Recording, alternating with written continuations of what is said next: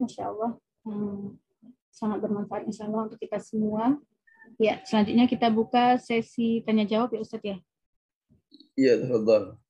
Iya, silakan. Mungkin dari teman-teman ada yang mau bertanya langsung pada Ustadz. Tafadhol. Tafadholi. Kalau nggak ada, saya bacakan ya dari chat Ustadz. Assalamualaikum Ustadz, mohon bertanya, bagaimana sebaiknya adab najwa yang bertujuan solusi terhadap masalah pribadi agar tidak menimbulkan fitnah atau masalah baru? Ustadz. Ya, seperti yang dijelaskan oleh Al-Qur'an, ya. Pertama, yang penting kontennya. Kontennya adalah al-amru bil ma'ruf, seperti di surat An-Nisa, man amara bisadaqatin aw ma'ruf la khaira fi katsirin min najwahum illa man amara bisadaqatin aw ma'rufin aw islahin bainan nas. Yang penting kontennya. Lebih sempurnanya izin, ya. Izin kepada pihak-pihak yang memungkinkan terjadi salah paham. Ya. Jadi siapapun dia, ya, kalau kira-kira dia akan salah paham terhadap najwa yang kita adakan, maka penting orang itu dikasih tahu.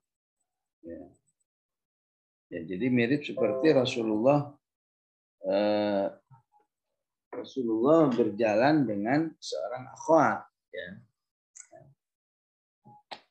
Tiba-tiba ada sahabat yang lewat, ya, dan sahabat itu langsung ngacir gitu, ya, merasa nggak enak, ya, kok memergoki Rasul bersama seorang wanita. Maka Rasulullah memanggil sahabat itu. Rasulullah memanggil sahabat itu untuk memberitahu, ya. Katanya, wahai fulan, ini akhwat yang bersama saya, istri saya kan, kamu lihat sendiri. Oh iya. Jadi jika memungkinkan jangan terlalu nggak apa-apa, insya Allah dia husnudzon gitu. Dibantu saudaranya supaya bisa, ya, tidak berzon, ya. Dibantu. Maka Rasulullah mengatakan, ya, ini yang bersama saya istri saya kan, kamu lihat sendiri. Oh iya Rasulullah, ya. Maka Rasulullah mengatakan, maklum, setan itu memang mengalir dalam diri manusia, berada di aliran darahnya. Banyak banget itu, ya. Bisa jadi orang berpikir yang enggak. Kok Rasul malam-malam, karena kejadiannya malam, ya. Kok Rasul malam-malam berjalan berduaan dengan wanita. Ya, termasuk bernajwa juga begitu. Kalau kira-kira ada pihak-pihak yang curiga, pihak-pihak yang menilai dengan penilaian yang enggak bagus, ya, kasih tahu, atau kita minta izin, minta ridhonya. Maaf, kami harus mengadakan ini, isinya ini, seperti yang kasus 2 tadi yang dijelaskan oleh Rasulullah, jika kamu bertiga, maka jangan ngobrol sendiri berduaan, yang satu ditinggal, kecuali kamu minta izin kepadanya.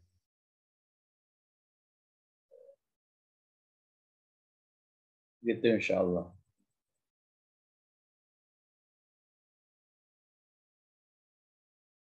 Ya, silakan lanjut. Ya, silakan Mbak Hairunisa ya mau bertanya langsung. Ya, silakan Mbak, tafadholi. Jazakallah khair. Bismillahirrahmanirrahim. Assalamualaikum warahmatullahi wabarakatuh, Ustaz. Mau bertanya, mohon izin saya mengajukan 2 pertanyaan, Ustaz. Yang pertama terkait fenomena saat Idul Kurban, Ustadz. Terkait pertemuan sebelum ini membahas tentang iman muraqabah begitu. saat itu ketika proses penyembelihan hewan korban ngaten nggih Ustaz, seharusnya kalau melihat dari akad nggih Ustaz, satu ekor sapi itu kan 7 orang yang patungan. Nah, tapi seringnya yang diberikan itu bukan sapi orang yang patungan gitu, karena mungkin kredit atau bagaimana sehingga orang yang korban itu ketika mendapatkan haknya justru sapi dari sapi patungan yang lain. Pripun ketika kondisinya seperti itu nggih Ustaz? Itu pertanyaan yang pertama yang sangat mengganjal pribadi begitu Ustaz ketika menemukan fenomena tersebut, walaupun sudah pernah coba bertanya, tapi saya pengen lebih mengkaji lebih dalam gitu Ustaz terkait sisi Qur'annya, hadis dan sebagainya begitu. Yang kedua Ustaz terkait pangapunten terkait amal yaumi yang sering dievaluasi dalam proses pembinaan pekanan gitu Ustaz. Apakah memang formnya itu harus rinci ataukah formnya itu cukup secara general? Kan di satu sisi kita juga ingin merahasiakan amal-amal kita, tidak sampai sedetail itu begitu. Ini bagaimana nggih Ustadz menyikapi fenomena seperti itu? Mohon pencerahannya. Jazakallah khair. Assalamualaikum warahmatullahi wabarakatuh. Waalaikumsalam warahmatullahi ya. Korbannya tetap sah ya. Dan insya Allah tetap mendapat satu sunnah di mana seseorang memang harus menikmati daging korbannya. Ya. Walaupun ternyata daging korbannya diambil dari daging korban yang lain. Ya. Jadi sah, pahalanya tetap ada di sisi Allah Subhanahu wa Ta'ala. Ya. Adapun kalau memang menginginkan sebuah kondisi yang lebih afdol, yang lebih utama, memang ya, yang lebih utama itu tingkat tertingginya itu adalah ya, disembelih sendiri, ya, bukan diserahin ke panitia. Ya. Disembelih sendiri, ya, repot sendiri, ya. Pokoknya ya, kalau memang punya rumah dengan halaman yang luas, boleh juga itu. Ya. Seperti yang dilakukan oleh Rasulullah dan para sahabat, namanya berkorban itu ya masing-masing. Ya. Sehingga bisa dibayangkan kan kalau A misalnya motong sendiri, kemudian dipotong-potong sendiri, dibagi-bagi sendiri, maka hubungan A dengan fakir miskin yang menerima itu akan terjalin. Tapi kalau korbannya diserahkan ke masjid, ya, kemudian masjid mengirimkan, maka yang menerima itu nggak tahu ini dari siapa, tahunya dari masjid doang. Nggak terjalin hubungan batin antara pengorban dan yang penerima korban. Itu aslinya seperti itu. Ya. Tapi pertimbangan-pertimbangan tertentu memang akhirnya ya, apakah karena keterbatasan lahan maka diserahkan ke masjid, ya. Apakah mungkin supaya tidak terjadi overlapping ya. Bayangin kalau setiap keluarga motong sendiri, dan baginya ke tempat yang sama. A dapat dari si fulan, akhirnya numpuk. Ya. Ada seperti itu ya. Karena itu bisa dikiati, kan sudah dikiati dengan karena rame-rame, maka korbannya diumumkan. Ini sapi dari patungan 7 orang, si A, si B, si C, dan seterusnya. Ya. Supaya didengar oleh masyarakat bahwa ini ya, dari si fulan, ya, supaya terbangun hubungan sosial yang baik, bahwa si fulan itu tiap tahun telah berkorban, dan seterusnya. Jadi memang dalam hal ini ada kondisi-kondisi idealnya, ada kondisi-kondisi yang ya asal sah ya, ataupun bisa dikiati kalau mau memang ingin betul-betul korban yang seperti aslinya, ya silakan aja kalau bisa ngadain sendiri ya. Ya, di rumah beli sapi 1 ekor, kambing 1 ekor, potong sendiri ya. Suaminya bagian motong, istrinya bagian ngulitin ya. Anaknya bagian mocel-mocel, pembantunya bagian bagi-bagi. Ya kalau saya begitu ya silakan aja ya. Jadi sebetulnya di sini ada saling tolong menolong ya. Jadi sahnya insya Allah sudah sah ya. Pahalanya insya Allah sudah dapat ya. Ya memang agak kurang afdal, tidak sesuai dengan pelaksanaan aslinya ya. Tapi bukan karena nggak mau, nggak sesuai dengan pelaksanaan aslinya bukan karena nggak mau, tapi karena memang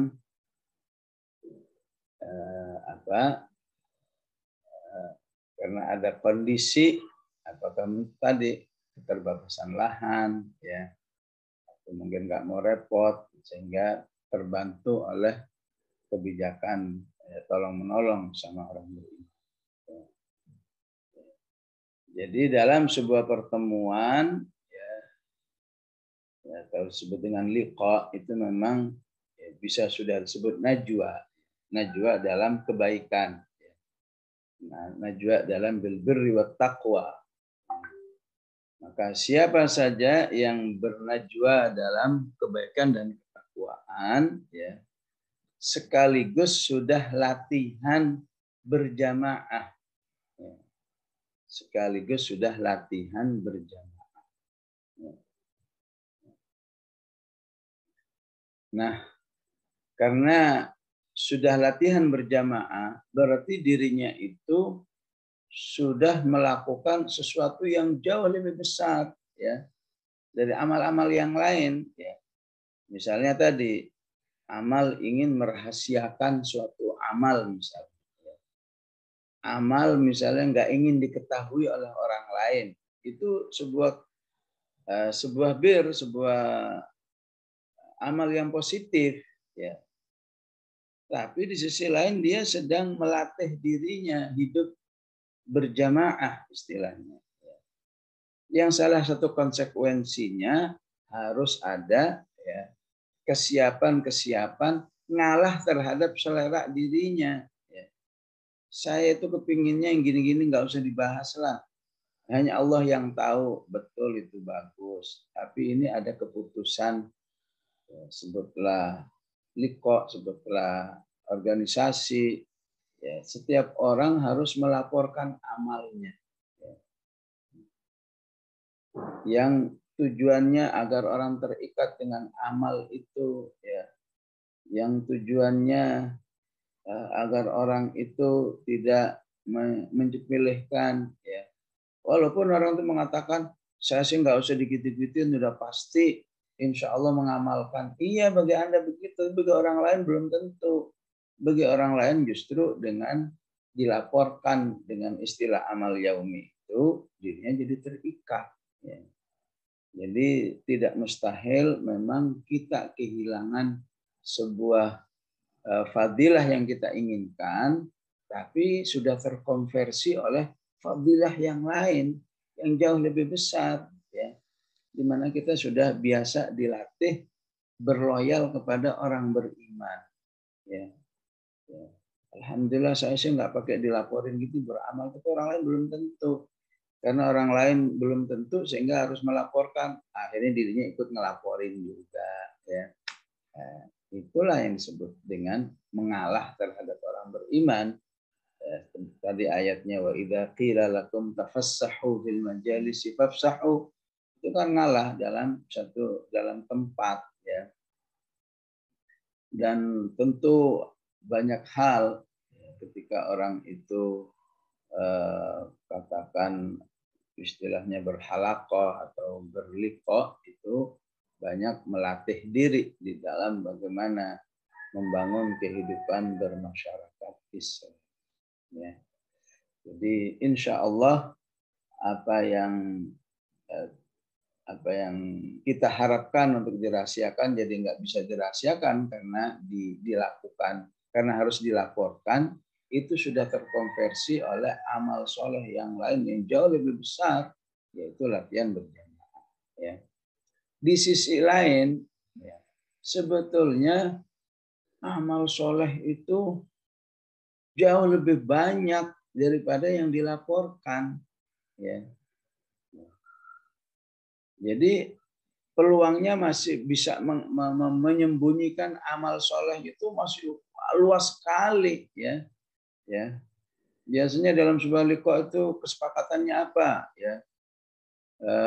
Misalnya qiyamul lail sepekan 3 kali. Dia melakukan 7 kali. Tapi yang dilaporkan 3 kali, dapat dua-duanya, ya. Yang 3 kali dalam rangka di pertemuannya, yang 4 kali dalam rangka itu urusan saya dengan Allah. Ya. Jadi yang 4 kali itu tetap namanya khobi'ah. Ya. Khobi'ah itu amal yang dirahasiakan, yang tidak diketahui oleh siapapun kecuali Allah. Rasulullah minta barang siapa yang punya kemampuan untuk memiliki khobi'ah falyaf'al, ya, lakukan. Kesepakatannya sehari berapa? 1 juz. Seharusnya sepekan berapa laporannya? 7 juz. Padahal dia 14 juz. Yang dilaporin 7 juz. Ya. Yang 7 juz itu urusan saya dengan Allah. Oh, dapat dua-duanya, ya. Dapat kewajiban melaporkan sebagai konsekuensi berjamaah, ya. Dapat amal rahasia, hanya Allah yang tahu bahwa saya pekan ini baca 14 juz. Ya. Kesepakatannya liqa ini harus bisa hafal juz 30. Ya. Diam-diam dia ikut kegiatan menghafal di luar itu. Ya. Teman-temannya masih idza syamsu kuwirat, macam-macam, idza nujumu qadarat. Dia mah sudah juz 28 selesai. Ya. Yang dilaporin masih idza syamsu kuwirat. Hafal sudah, padahal dia sudah hafalannya sudah juz 28, 29 sudah hafal semua. Itu hanya Allah yang tahu, ya. Yang dilaporkan kalau mau begitu ya boleh, ya. Kalau mau dilaporkan apa adanya ya boleh juga, ya. Maunya kenapa? Ya biar ditiru orang lain, biar orang lain bisa mengatakan, Masya Allah kita disuruh qiyamul lail 3 kali sepekan aja susahnya bukan main. Ini saudara saya malah tiap pekan 7 kali qiyamul lailnya. Bisa jadi seperti itu kalau mau dilaporkan. Kalau nggak dilaporkan juga, insya Allah juga ada fadilahnya. Ya. Baik, seperti itu insya Allah. Ya. Mohon maaf sampai di sini insya Allah. Waktu saya agak terbatas mau nyambung Zoom berikutnya. Saya tutup dengan doa. Bismillahirrahmanirrahim. Alhamdulillahirabbil alamin. Allahumma shalli wa sallim ala sayyidina Muhammad wa ala ali sayyidina Muhammad. Rabbana la tuzigh qulubana ba'da idh hadaitana wa hab lana min ladunka rahmah innaka antal wahhab. Rabbana hab lana min azwajina wa dhurriyyatina qurrata a'yunin waj'alna lil muttaqin imama. Rabbana ighfir lana wa liwalidina warhamhum kama rabbawna shighara. Rabbana ighfir lana wa li ikhwanina alladhina sabaquna bil iman wa la taj'al fi qulubina ghillan lil ladzina amanu rabbana innaka ra'ufur rahim. Sallallahu ala sayyidina Muhammad wa ala alihi wa sahbihi wa sallam. Walhamdulillahi rabbil alamin. Wassalamualaikum warahmatullahi wabarakatuh.